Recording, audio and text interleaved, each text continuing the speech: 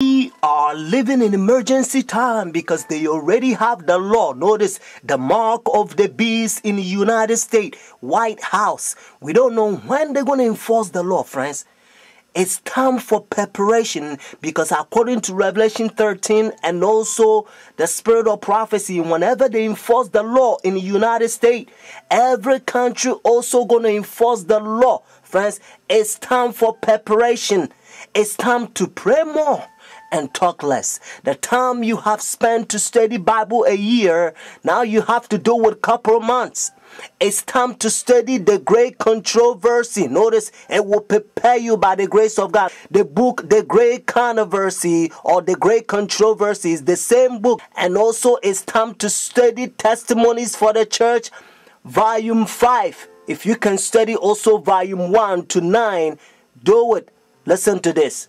When though Noah, Job, and Daniel were in the land, they could save neither son nor daughter, for everyone must deliver his soul by his own righteousness.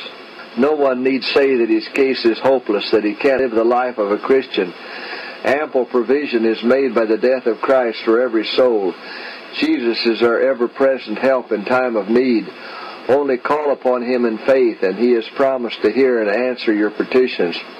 Oh, for living, active faith. We need it. We must have it, or we shall faint and fail in the day of trial. The darkness that will then rest upon our path must not discourage us or drive us to despair. We should know this by our past experience.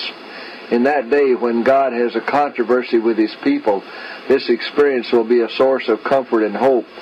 It is now that we must keep ourselves and our children unspotted from the world. It is now that we must wash our robes of character and make them white in the blood of the Lamb. It is now that we must overcome pride, passion, and spiritual slothfulness. It is now that we must awake and make determined effort for symmetry of character. Today, if you will hear his voice, harden not your hearts. We are in a most trying position, waiting, watching for our Lord's appearing. The world is in darkness.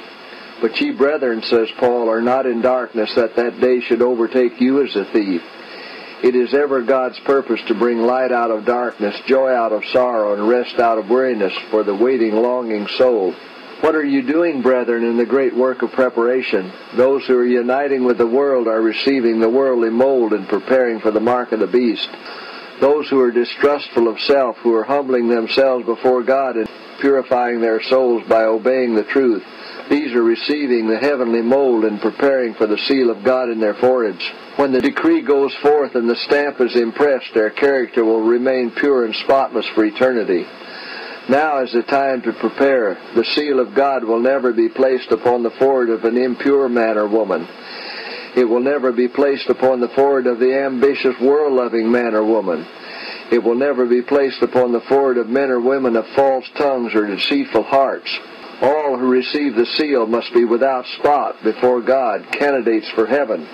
Go forward, my brethren and sisters. I can only write briefly upon these points at this time, merely calling your attention to the necessity of preparation.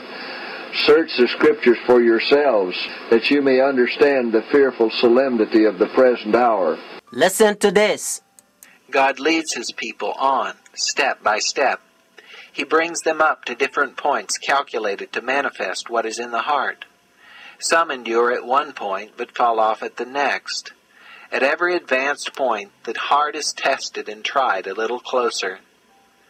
If the professed people of God find their hearts opposed to this straight work, it should convince them that they have a work to do to overcome, if they would not be spewed out of the mouth of the Lord. Said the angel, God will bring his work closer and closer to test and prove every one of his people. Some are willing to receive one point, but when God brings them to another testing point, they shrink from it and stand back, because they find that it strikes directly at some cherished idol. Here they have opportunity to see what is in their hearts that shuts out Jesus. They prize something higher than the truth, and their hearts are not prepared to receive Jesus. Individuals are tested and proved a length of time to see if they will sacrifice their idols and heed the counsel of the true witness. If any will not be purified through obeying the truth, and overcome their selfishness, their pride, and evil passions, the angels of God have the charge. They are joined to their idols. Let them alone. And they pass on to their work, leaving these with their sinful traits unsubdued, to the control of evil angels. Those who come up to every point, and stand every test, and overcome be the price what it may, have heeded the counsel of the true witness, and they will receive the latter rain, and thus be fitted for translation. Friends, the mark of the beast that they already have in the White House. Notice the worship issue that Revelation 13 says. And the Bible also helps us to understand that behind the scene is the devil. Because the devil is the one who gave his throne, power, and great authority to the beast, according to Revelation chapter 13 verse 4. So notice God is using the language and calling Roman Catholic Church the system, the one who's in control, or the one who's riding the horse, Pope, the beast. And they themselves, they says in their teaching, notice the book of Catechism, they says Sunday worship is the mark of authority. Notice, so if the Bible said the mark of the beast, means this power has a mark. And they themselves, and again, says Sunday worship is the mark of authority. And according to Revelation chapter 13, whenever United States enforce the law, every country will also enforce the law, and everyone who will receive their Sun worship day, they're going to have the mark of the beast. Whenever the law it's in enforce, now it's not the mark of the beast, according to Revelation 13, unless the law it's in enforce. God help us to understand that when we lift the banner, notice, of the 3 angels message, we have to preach the Sabbath, notice, more fully, friends, because if you spend the rest of your life and you're preaching any other gospel that is not the present truth of the hour, friends, you know what? Whenever they enforce the law, all the people that you waste God's time and his money and preaching them something different than what God told you to preach, those people, they're going to have the mark of the beast, because it's deception. That's why Revelation chapter 12 verse 9, Bible help us to understand that the devil will deceive the whole world.